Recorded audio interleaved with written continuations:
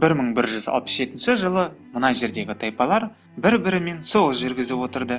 Әскери іс-қимылдар көшпелі тайпалар арасында жүрді. Тайпалар көп болды, бірақ ең мықтылары татарлар, керейіттер және моңғолдар. Тайпаларды көсемдер басқарды. Бейбіт уақытта олар тайпаның ішінде тәртіп орнатып отырды, ал соғыс уақытында әскерді басқарды. Дала тайпалары әртүрлі діндерді ұстанды, тіпті христиан мен буддизмда болды. Моңғолдар тәңіршілдікті ұстанды. Тәңіршілдік көшпенділер үшін таптырмас дін болды. Моңғолдарға діни ғимараттар салу керек болмады, себебі олар тәңірге, яғни аспан құдайына табынды. Діни рәсімдерді шамандар атқарды. Олар сонымен қатар адамдарды емдеумен айналысты. 12 ғасырдың аяғында кейбір көсемдердің билігі күшейді, бірақ олардың біреуі де Темуджинге жете алмады. Темуджин моңғол көсемі Есугейдің баласы болды. Оны татарлар у беріп өлтірген болатын. Оның балалық шағы өте қиын өтті.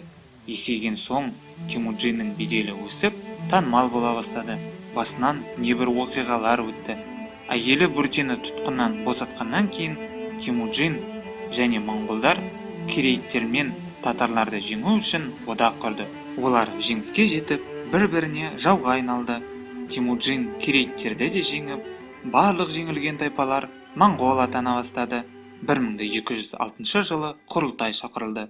Жиында Темуджин қаған атағын алып, оны жұрт Шыңғысхан атай бастайды. Осылайша Моңғол империясының тарихы басталды. Шыңғысхан өзінің Қытай жеріне жаулаушылық жорықтарын бастады. Сол кезде Қытай үш жеке мемлекеттен тұрды. Оңтүстікте Сун әулеті, солтүстікте Цзинь әулеті, ал солтүстік батыста Си-ся мемлекеті орналасты. Бірінші болып Си-ся мемлекеті жорық мақсатына айналды. 1209 жылы Си-ся мемлекеті тізе бүкті. Келесі жорықтың мақсаты Цзинь болды. Бірақта Цзинь мемлекеті халқы көп, бай ел болды. Сонымен қоса Ұлы Қытай қорғаны Цзинь жермен өтіп жатты. Қорған құрылысы аяқталмаған болды. Сондықтан моңғолдар оны айналып өтті. 1211 жылы Шыңғысхан Цзинь жеріне басып кірді. Ал 1214 жылы ұзақ уақыт қоршаудан кейін моңғолдар Цзинь астанасы Жаңду, қазіргі Бейжің қаласын жаулағаннан кейін Цзинь империясы тізе бүкті. Аз уақыттан кейін император астананы Кайфэнге көшіріп, жаңа соғысқа дайындала бастады. Шыңғысхан бұған қарап тұра алмады және жаңа соғыс бастады. 1216 жылы Шыңғысхан Жәңту қаласын тағы да басып алды. Бұл жолы моңғолдарға Қытай инженерлері көмек көрсеткендіктен қала тез алынды. Цзиньді Шыңғысхан толық жаулай алмады. Ол өз әскерінің бір бөлігін жауланған жерде қалдырып, назарын батысқа аударды. Моңғолдар наймандарды жеңіп, Хорезм мемлекетінің шекарасына шықты. 1218 жылы Шыңғысхан тыңшылары бар сауда керуені жіберілді. Шах тыңшылардың басын алуға бұйрық берді. Бұл соғыс бастауға сылтау болды. Шыңғысхан үлкен әскерімен Хорезмге жорыққа аттанды. 1227 жылы Хорезм жерінің жартысы моңғолдардың қолында болды. Моңғол әскері шаршағандықтан Шыңғысхан Хорезмді толық жауламай, кері шегінді. Бұл Шыңғысханның ақылы мен даналығының көрсететіндей. Сонымен қатар Шыңғысхан бірінші болып әскер басыларды туыстық жақындығына байланысты емес, қабілетіне қарап қоя бастады. Мысалға, Шыңғысханның ең күшті генералдарының бірі Сүбедей болды. Қарапайым ұстаның баласы. Шыңғысхан 1227 жылы қайтыс болды. Таққа оның баласы Үгедей отырды. Үгедей әкесінің ісін жалғастырды.